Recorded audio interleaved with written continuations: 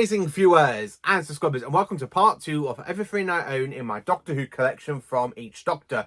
So the part 1, 2 days ago, we looked at the first Doctor. So now it's time to look at part 2, aka for the second Doctor. Now, the second Doctor hasn't really got much stories out there because he's got a big, massive chunk of his era missing, thanks to the idiots of the BBC for wiping everything at the time and didn't even think how popular it would have been. So, like for my William Hartnell, we are going to go through my VHSs, my DVDs, my Blu-rays, and of course my Target books, and of course CDs. Because I own one story from Patrick Troughton of the missing story. Out of the missing stories, I only own one CD. But luckily, I own some of the soundtracks of Patrick Troughton's story in one box set, which I forgot to show for my William Hartnell because I was literally rearranging my collection yesterday, trying to make it look a bit more fantastic and got a bit more on the shelf behind me with my figure collection, and of course the VHS behind them. And I come across the soundtrack CD for William Hartnell, so I will mention that a bit later on. So yeah, let's dive into everything I own for the second Doctor, played by Patrick Troughton. Now, Patrick Troughton is of course my third favourite incarnation of the Doctor after Tom Baker and Sylvester McCoy. He is my favourite 60s Doctor. I absolutely love Patrick Troughton because there's just so much stuff in his era. It doesn't like how some of the stuff that is in the modern era. Troughton really carries the role of the Doctor from William Hartnell. He does take it with a passion and he turns it into his own sort of thing, which is something later on all the other Doctors do. And now and again, some other Doctors kind of remind me so much of Patrick Troughton, aka like Matt Smith, and of course Mr. Ncuti Gatwa, aka the current Doctor. I'm actually quite enjoying season 1 because he reminds me so much of the Troughton era. So I'm going to show you everything I own basically through VHS, DVD, Blu-ray, and of course CD and Target book for the second Doctor. Now, please be aware, I own quite a bit of the second Doctor, but I don't own a lot of his stuff because his stuff is missing, and I'm only missing one VHS of his stories. So for the VHS kind of department, I'm going to show you the singular VHSs and go straight to the box sets. So, if you want to know what Patrick Troughton's VHS collection looks like on the single versions, that's it. That is literally Patrick Troughton's era on VHS. So I'm going to show you some of the stuff I own. So, of course, his very first VHS was, of course, I believe it was The Seeds of Death. And that came out back in 1990, something like that at the time. So, the very first story we have no stories existing for season 4 at this current time. So, for VHS, we had Tomb of the Sovereign, which is the earliest story ever to exist for Patrick Troughton. So Tomb of the Sovereign is basically from season 5, and it is quite nice to have the actual VHS in my physical copy hands because I love watching classic Doctor Who for all types of media, VHS, DVDs and Blu-rays. And then of course we have season 6 now. So for season 6 we have The Dominators, The Mind Robber, The Invasion, The Croutons, The Seeds of Death, The War Games Part 1 and The War Games Part 2. And that's basically it for the single releases. And of course we have the Troughton eras, which also has, the Troughton era, which has some of the great iconic missing episodes. It has episode 2 of The Abominable Snowman, which has now recently been animated. The Enemy of the World episode 3, because Enemy of the World literally had one episode missing for quite a while until 2013, where they found it in a vault. And of course it has the Space Pirates from season 6, so it does have episode 2 of the Space Pirates because that story is missing as well. Plus it has clips from the Web of Fear, the 3 Doctors, the 5 Doctors, and of course the 2 Doctors. And of course it is presented by John Pertwee. Is that it for Patrick Troughton VHS? No, because there are only 2 box sets with stories of his era in them. So box set number 1, The Ice Warriors. Now, this one is basically from season 5, so it is quite nice to have another story for season 5. Now, it does have a cut-down version of the Tales Network reconstructions for episodes 2 and 3, which are missing on VHS, but episodes 2 and 3 have been released onto CD, and I have listened to it, but I absolutely quite enjoy watching the VHSs for the existing episodes because I love Doctor Who. I really love watching Doctor Who, and of course, it's nice to have this one, and of course, The Ice Warriors on DVD. So it's actually quite nice to own this little fantastic box set because it also comes with a special book, and of course it comes with another VHS tape called The Missing Years, which I haven't watched yet, but I am tempted to. So that is actually quite one. And then of course For the last VHS for Charlton was, of course, in this fantastic box set from 2003, which also comes with the Three Doctors and the Deadly Assassin, and it's called the Time Lord box set. And the story we have in there is in a double pack, aka the War Games, which has got Patrick Troughton on the side. So it's actually quite nice to own that as well, and that's really like the only type box set for Patrick Troughton with other Doctors. So yeah, it's actually quite nice to own that one. DVD wise now, we have got some box sets, and of course we've got a load of singular releases for the DVDs. So for the singular releases, so I'm going to show you what I've got, and then of course at the end of it, you tell me, like in your video collection, what you've got, aka VHS or DVDs. So for Patrick Troughton, we have got the animation reconstruction of the Daleks, Power of the Daleks. I absolutely love this story, but I prefer the special edition release. This one is actually quite nice to own, and it came out in 2016, so we do have that one. The Power of the Daleks special edition, and this came out in 2020, 2021 type sort of day. It came around about the same time as Fury from Deep, and this is my favourite version of Power of the Daleks. Yes, okay, it is in black and white, where on the original Blu-ray release for the story, it does come with animation and colour. I think I prefer the black and white one, because it makes the Daleks look creepy, and David Whittaker really knows how to handle the Daleks. It really does know how to handle them. And then, of course, we have the original DVD release from 2015 of The Underwater Menace, which is now irrelevant, but I still have it in the collection. Then, of course, we have the fantastic animation reconstruction of the episode of The Underwater Menace, and it's so much better than the original DVD release. And, of course, it's the one that I've actually done my review on, and I actually do really appreciate it, and I really have became more of a little fan of The Underwater Menace, because it's not a bad story, it's just had bad telly snaps reconstruction. The animation has really helped the story to redeem in my eyes, and I absolutely love it. I've watched it, how many times have I watched it now since November? Probably 50, 60 times so far, because it's just the one story I do love to go back and revisit a lot. The Moon Base. Yes, we have got the Moon Base, and of course it is another missing story, but it does have episodes 1 and 4 re-instructed with animation, or is it episodes 1 and 3? I can't remember. It's been a while, but I absolutely love it. The Simon are so good in this story as well. It makes the Simon look so creepy. So yeah, I have the Moon Base. Then, of course, we have the Macra Terror, and the Macra are absolutely a fantastic design. It's such a shame we go from this Macra, they're very, very intelligent in the Macra Terror, until they come back in Gridlock, where they're just mindless, savage beasts. New Who really has really messed with the Macra, in my retrospect opinion. The Faceless Ones, another great story. I actually quite enjoy this one. It's so good to have season 4 kind of getting back into the format with animations helping it to exist, and it's a good way to bring in new fans as well into the show with animations adaptations of the missing stories. Then, of course, we have another Dalek story from David Whittaker, aka The Evil of the Daleks, which I absolutely love, and I absolutely love it. All 7 parts are amazing, and it's so good to go from animation to live action and back into the animation for the rest of the story. It is such a treat to have episode 2 existing, and it's such a treat to have all of these stories animated back in for our visual cortexes to enjoy. The original DVD release of Tomb of the Cybermen, again from season 5. I absolutely love Tomb of the Cybermen. Now, not many people love it because apparently it's got this massive racist sort of thing going on for it. I don't see how it is racist at all. I really don't get how can it be racist, because I had quite a few people say to me, do you like Tomb of the Cybermen? Yeah, it's racist. How can you not like it? It's a good Cyberman story, so stop basically throwing insults at it and just enjoy it for what it is, because it is a good Cyberman episode. The Cybermen are really good, and it introduces us to the Cyber Planner. To the Cyber Controller, sorry. Then, of course, we have the Abominable Snowman, and it's actually quite nice to have this animated and released for us fans to sit down and to enjoy once again. Absolutely brilliant. I love the fact that animations are really helping stories to exist. The Ice Warriors. I absolutely do not enjoy the Ice Warriors. It is my least favourite Ice Warrior story, but Patrick Troughton saves it, because I absolutely love Patrick Troughton's performance in this story, and the fact only 2 episodes are missing from this story, it means it needs another rewatch. I think I've watched it on VHS recently, but I absolutely love it, and I need to give it a rewatch on the DVD for the 2 animation adaptations. The original DVD release from 2014 of the Enemy of the World.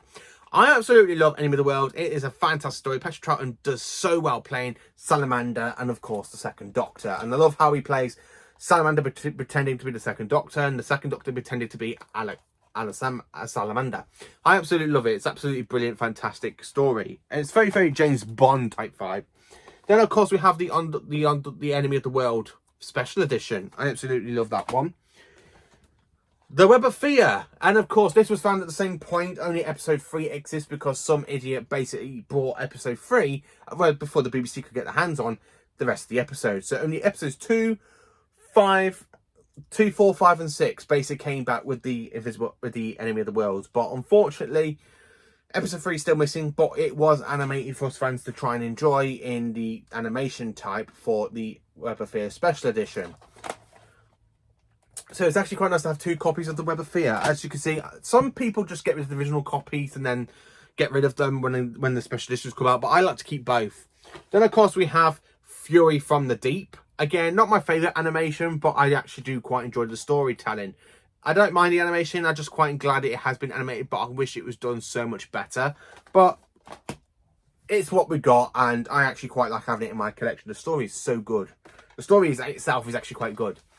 The Dominators, Troughton's weakest story, but he still saves it from sucking, which is one thing I have to say about the Dominators, which is why I love it. Then, of course, we have another fantastic story of mine, which I absolutely do enjoy, The Mind Robber. I absolutely love The Mind Robber because it's just a cracking story. If you haven't seen it, why the hell not? If you want to see some more about it, then go and check out basically Tales of the Tides on BBC iPlayer, because they have done an omnibus version, but with extra things added into it for Jamie and Zoe talking in the memory TARDIS.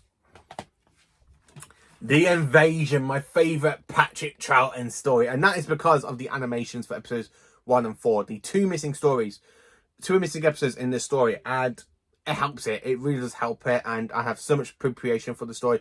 I absolutely love it. This is honestly the best Sandman story ever to come out of Doctor Who. It is absolutely the best and brilliant. I love the Cyber Planner. I love the fact this is Unit's first time outing. I love the fact we got Nicholas Courtney back playing Alistair Gordon-Levitt-Stewart. I absolutely love it. I honestly do love it.